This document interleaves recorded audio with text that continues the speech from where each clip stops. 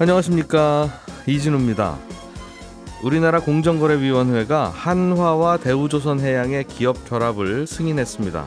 20년 넘게 이어온 대우조선해양의 새 주인 찾기가 마무리될 것 같습니다. 정부가 전세 사기 피해자를 보호하는 특별법을 내놨습니다. 경매로 넘어간 집에 대한 우선 매입권을 피해자에게 주고 그 집을 사고 파는 과정에 세금을 깎아주는 게 핵심인데, 문제는 어떤 경우를 전세 사기로 볼 거냐를 놓고 논란이 좀 있는 것 같습니다. 꾸준히 늘어나고 있던 미분양 아파트가 좀 줄어들고 있습니다. 그러면서 미분양 리스크가 해소되고 있는 게 아니냐는 얘기가 나오는데, 그 속을 들여다보면 꼭 그런 것만도 아니라는 해석도 함께 나오고 있습니다. 4월 28일 금요일 손에 잡히는 경제 바로 시작합니다. 날씨도 좋고 기분도 좋고, 날씨가 좋지 않더라도 기분은 좋을 수밖에 없는 금요일 아침 경제 뉴스들 정리해 보겠습니다. 손에 잡히는 경제 박세훈 작가, 한국경제신문 이상은 기자, 행복자산관리연구소 김현우 소장, 이렇게 세 분과 함께합니다. 어서 오십시오. 네, 안녕하세요. 자, 오늘은 김현우 소장님이 갖고 오신 소식부터 먼저 좀 들어보겠습니다. 네. 전세 사기 피해자들 지원하는 법 구체적인 내용이 나왔는데, 좀 전에 알려졌던 내용들인 거죠, 결국? 네, 그렇습니다. 뭐 구체적인 내용이 나오긴 했는데 큰 틀과 기본 방향은 그동안 몇 차례 전해드렸던 거에서 크게 벗어나진 않았습니다. 일단 전세 사기 피해자로 인정되면 경매에서 우선적으로 낙찰을 받을 수 있는 권리, 우선 매수권, 이거 세입자한테 주겠다. 그리고 그 낙찰을 받을 때 저리 대출하고 뭐 세금 지원해준다는 내용이 있고요. 누가 낙찰 받으면 그 가격에 내가 살래요 하면 살 수 있다는 거죠. 맞습니다. 세입자가 가장 비싼 가격이에요. 그리고 낙찰 받기를 원하지 않으면 계속 거주를 희망하시는 분들이 있잖아요. 낙찰은 안 받고 싶고, 근데 이분들에게는 공공이 그 우선 매수권을 활용을 해서 임대로 다시 공급하는, 그러니까 집에서 쫓겨나지 않게 만들겠다. 이 내용이 사실 핵심입니다. 정부가 사서 월세 싸게 해서 주겠다. 그렇습니다. 그리고 생계가 곤란한 피해자들한테는 뭐 긴급 복지하고 신용대출 지원한다는 내용은 기존에 전해드렸던 그런 내용인데요. 여기에 이제 세부적인 내용들이 몇 가지가 추가가 됐습니다.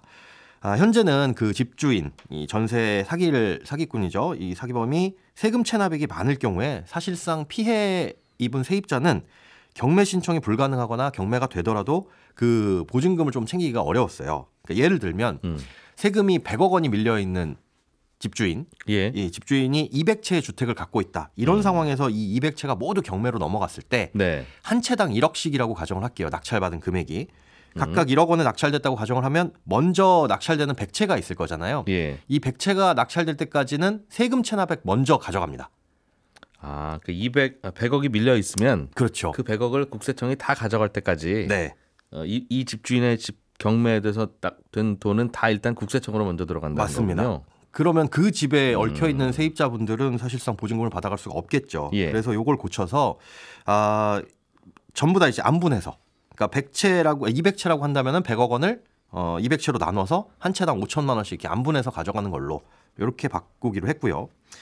그다음에 또 경매가 일단 진행되면 경매를 신청한 사람만이 그 경매를 유예하거나 정지할 수가 있었거든요. 그런데 현재는 이제 정부가 금융권에다가 협조를 구해가지고 경매 좀 멈춰줘라. 여기 세입자분들 쫓겨나게 생겼으니까 대책을 마련할 때까지 잠깐 중단해 주세요라고 요청을 한 상태인데, 이번 특별법에서는 전세 사기 피해 임차인으로 확인이 되면 직접 경매를 유예하거나 정지할 수 있는 그런 신청이 가능하다. 이거 신청을 하게 되면 이제 법원에서 이분이 전세 사기 피해자면 확인이 되면 그때는 이제 경매를 유예하거나, 뭐 정확한 유예 기간이라든가 이런 것들은 법원에서 판단하거나 아니면 시행령에서 결정할 텐데요. 일단은 피해자도 경매 중단, 그렇습니다. 잠깐 유예, 이거 신청할 수 있게 한다는 거죠. 그게 가능한 것으로 바뀌었습니다. 일단 이 특별법 같은 경우는 5월 초쯤에 통과될 것으로 예상이 되고요.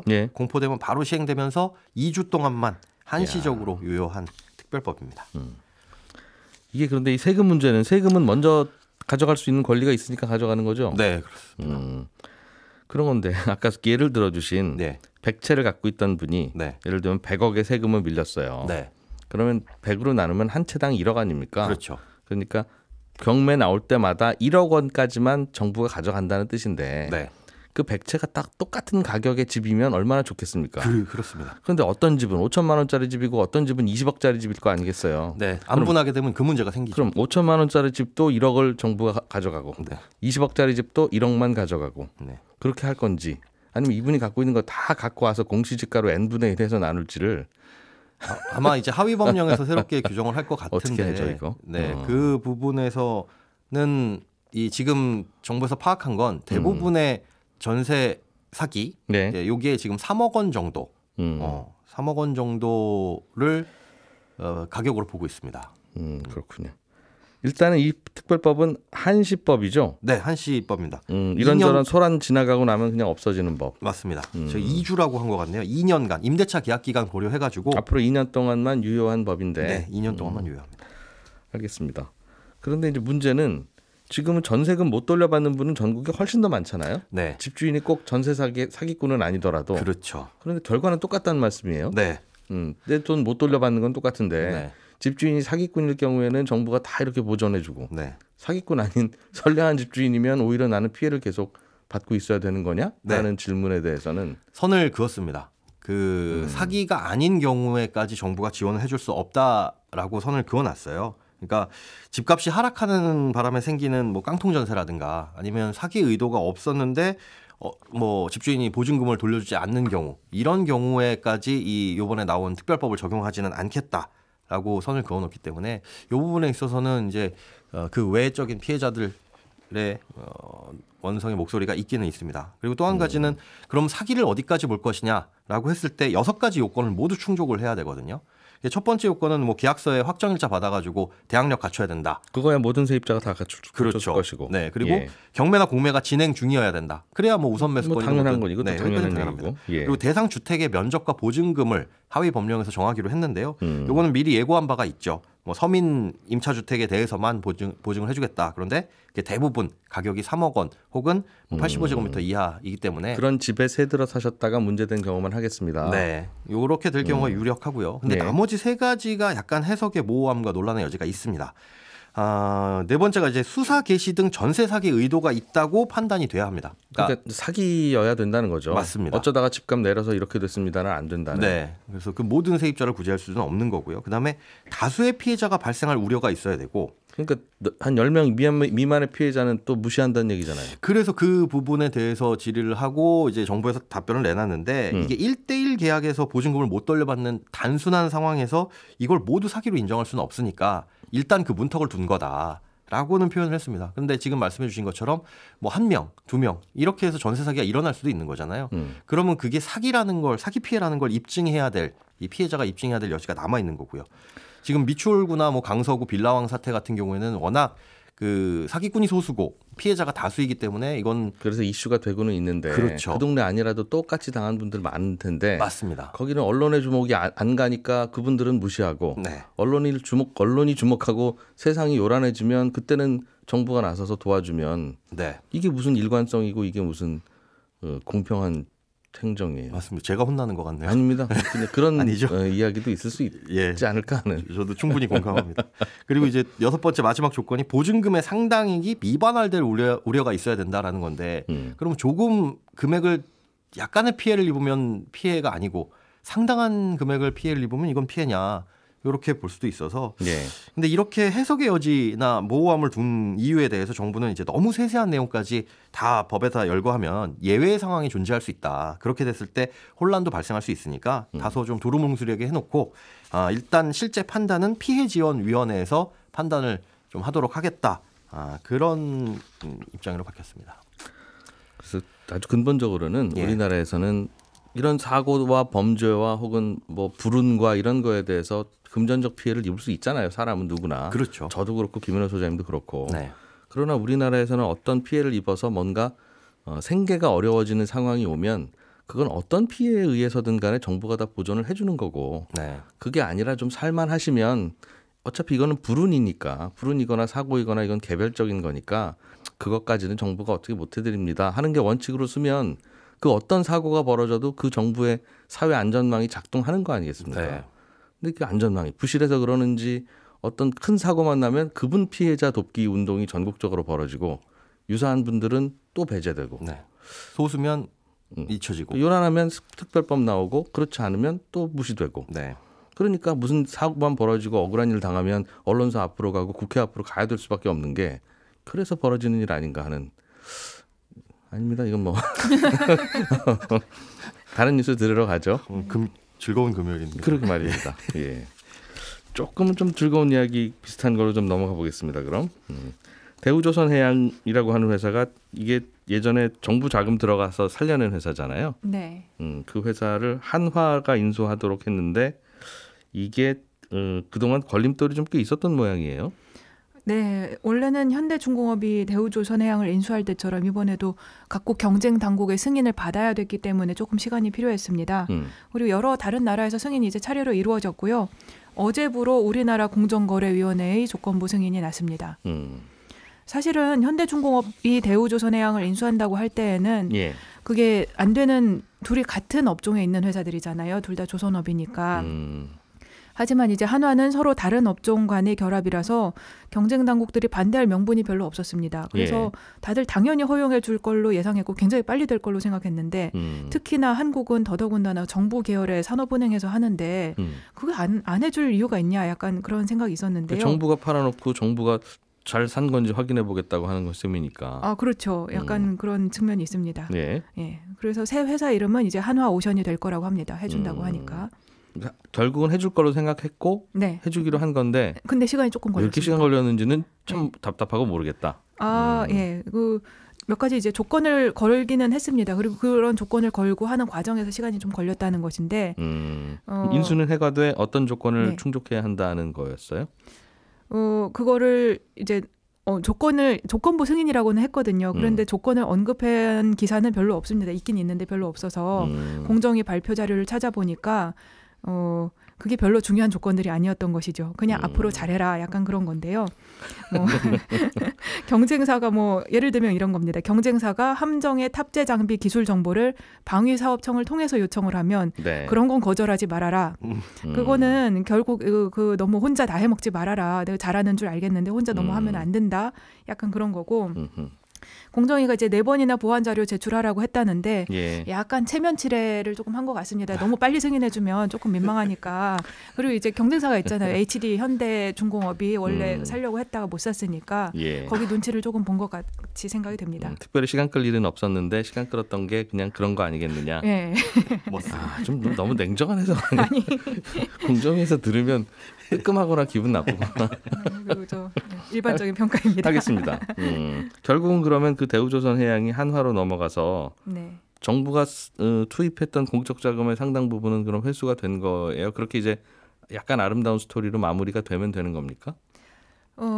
첫째는 공적 자금을 다 회수했다, 이렇게 말할 수는 사실은 없습니다. 이번에 인수하는데 들어가는 유상증자에 들어가는 자금이 2조 원 정도밖에 안 되니까 지금까지 들어간 돈은 그거보다 훨씬 더 많습니다.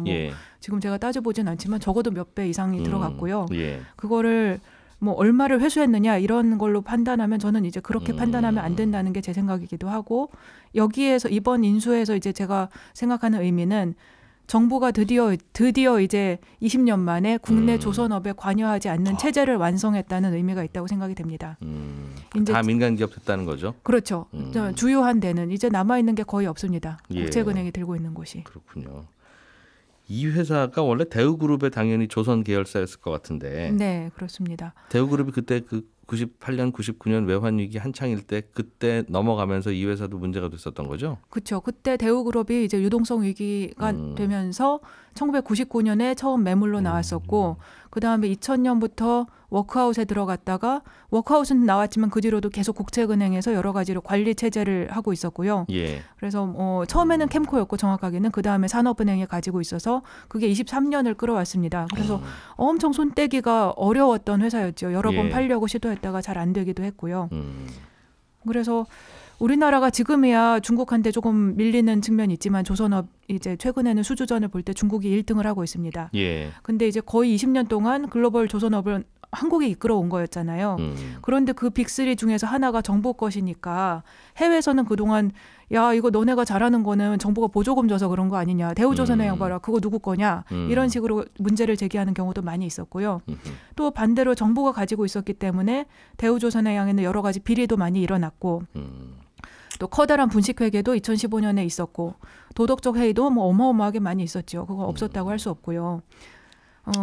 산업은행이나 수출입은행이 대우조선만 가지고 있었던 게 또 아닙니다. 중소, 중견 조선사들도 엄청 많이 가지고 있었잖아요. 뭔가 우리나라는 문제가 되는 기업들은 대체로는 다른 나라에 가면 그냥 문 닫고 아쉽고. 그렇죠. 우리 동네도 자영업자들 식당 하다가 안 되면 또 아쉽고 또 문 닫고 또 다른 분들이 와서 또 인테리어해서 가게 열고 그러는 건데 네. 조금 크다 싶은 회사는 우리나라는 그냥 문 닫고 아쉽고 이게 안 되고 잘 안 되죠. 일단 다 정부의 우산 아래 모여봐 일단 예. 그랬다가 이제 회생을 20년이 걸리기도 하고 30년이 걸리기도 하고 네, 계속 정말 오래 걸렸습니다. 20몇 년 만에 손 뗐으니까 지금 이 관계된 분들은 다 굉장히 감회가 새로운 것 같습니다. 그렇죠. 그런데 그렇게 모여 있으니까 네. 뭔가 거기에 이제 대표이사들은 전문 경영인으로 가기도 하고 막 그래야 되는데 그렇죠. 대체로는 정권 바뀌면 이제 캠프에 줄대서 그쪽으로 사장으로 내려가거나 이제 그렇게 하는 게 결국 정부 산하기관처럼 생각이 되니까 사실 그랬습니다. 네, 그런 측면 많이 있었죠. 그러니까 네. 경영이 또 잘 될 리도 없잖아요. 네,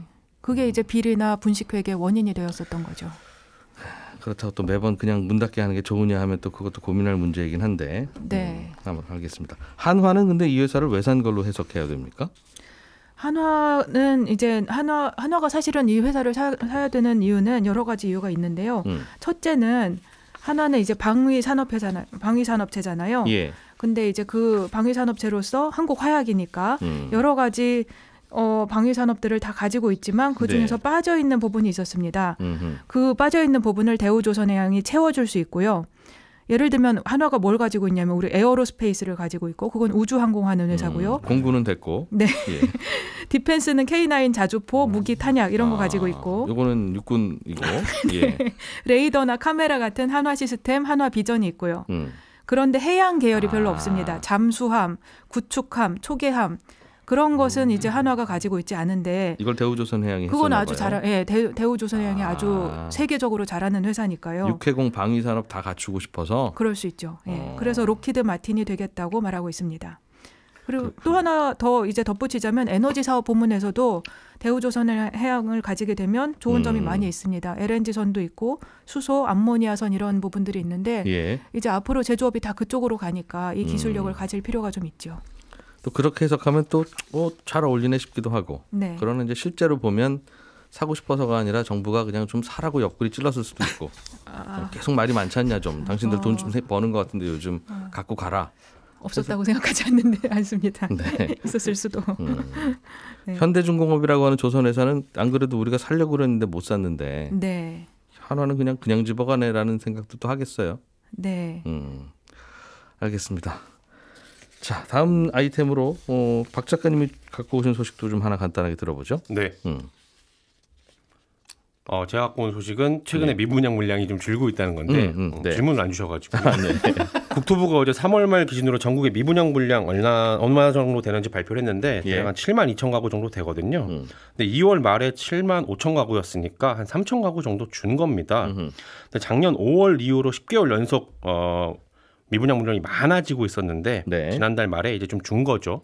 그러면서 부동산 시장의 걱정거리 중 하나였던 미분양 리스크가 해소되는 게 아니냐라는 얘기들이 벌써부터 좀 나오는데 아직은 그렇게 보기가 좀 어려울 것 같은 게 3월에 미분양 총량이 준 거는 선순위 청약 마감이 실패했던 그래서 미분양 물량으로 잡혔던 서울 둔촌주공의 잔여 물량들이 있었어요. 예. 근데 이게 무순위 청약에서 다 계약이 되기도 했고요. 슬슬 팔려나가는 것도 있고. 그렇습니다. 이 물량이 한 대략 900가구 정도 되는데 성북구 장이자이에서도 미분양 물량이 어느 정도 해소가 됐습니다. 그리고 건설사가 사업 일정을 지금 좀 미루고 있어요. 그러다 보니까 분양 물량 자체가 3월에 좀 크게 줄기도 했거든요. 그러다 보니 조금씩 잔량은 줄어든다. 그렇습니다. 작년 같은 기간보다 지난 1분기에 분양이 한 60% 정도 급감을 했거든요. 근데 지방 같은 경우는 올해 들어서 대구, 대전, 울산, 세종 여기서 분양한 단지가 한 곳도 없습니다. 그러니까 분양이 안 됐으니까 당연히 미분양 물량도 좀 줄 수밖에 없죠. 게다가 원자재 가격이랑 인건비가 올라가면서 건설사들이 주택 수주 자체를 지금 기피하고 있는 것도 있어요. 예. 그나마 수주한 것도 착공을 좀 늦추고 있어서 그런 것도 있습니다. 게다가 전체 미분양 주택은 좀 줄었지만 준공 후 미분양으로 남아 있는 거 그런 걸 이제 악성 미분양 주택이라고 하는데 이건 오히려 늘었어요. 지난달에 전국에 준공 후 미분양 주택이 한 8,650가구 정도 되는데 2월보다 아주 소폭이지만 늘었고 특히 수도권의 악성 미분양 주택이 1,600가구 조금 넘는데 이게 전년 동기 대비로 보면 9% 조금 안 되게 는 겁니다. 그러니까 지난달 말 기준으로 미분양 물량이 전달에 비해 좀 줄었다고 해서 이걸 그냥 미분양 리스크가 해소됐다고 보는 건 아직은 좀 섣부른 판단이 아닌가. 그런 뉴스가 나오고는 있으나 네. 그게 뭐 주택시장이 반등하거나 그래서 생긴 일로 보기에는 아직은 좀 무리인 것 같다 이 말이죠. 그렇습니다. 그렇군요. 미국의 1분기 경제 성장률 속보치가 나왔는데 굉장히 낮은 속도로 줄어들어서 미국 경제가 브레이크를 급하게 밟고 있는 거 아니냐 숫자가 있던데 1.1% 성장한 거로 나왔네요. 그렇습니다. 시장에서는 그래도 2%는 성장할 거라고 전망을 했었는데 거의 반에 못 미친 반 조금 넘게 나온 거죠. 직전 분기였던 4분기가 2.6%였으니까 성장률이 크게 둔화가 된 겁니다. 근데 이 뉴스를 보면 다음 달에 있을 미국의 기준금리 결정하는 회의에서 과연 한번 올릴 것인가 하는 고민을 하게 되는 거죠. 그렇습니다. 자, 김현우 소장, 이상은 기자, 박세훈 작가 세 분과 함께했고요. 광고 잠깐 듣고 친절한 경제로 이어갑니다. 오늘은 청취자 손은영님께서 보내오신 질문.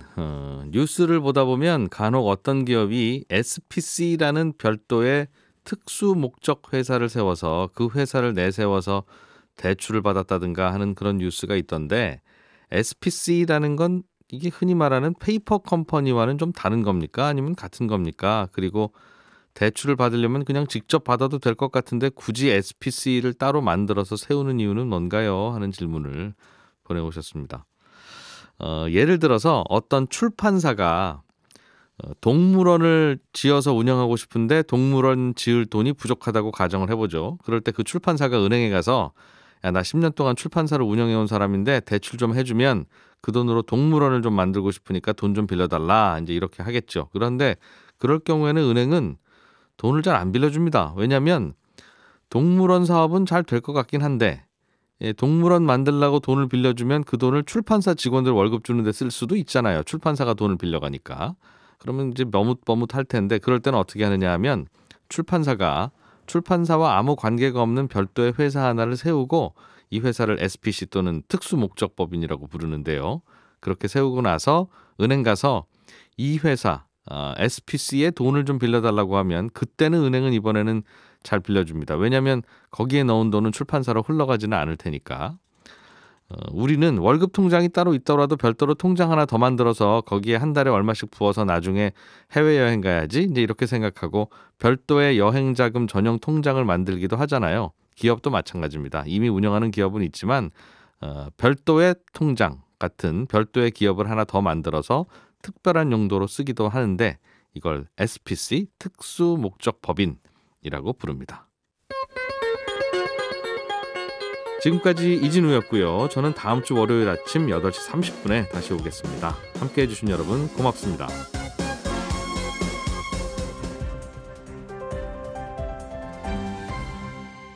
경제를 생각하는 사람들의 즐거운 습관. 이진우의 손에 잡히는 경제.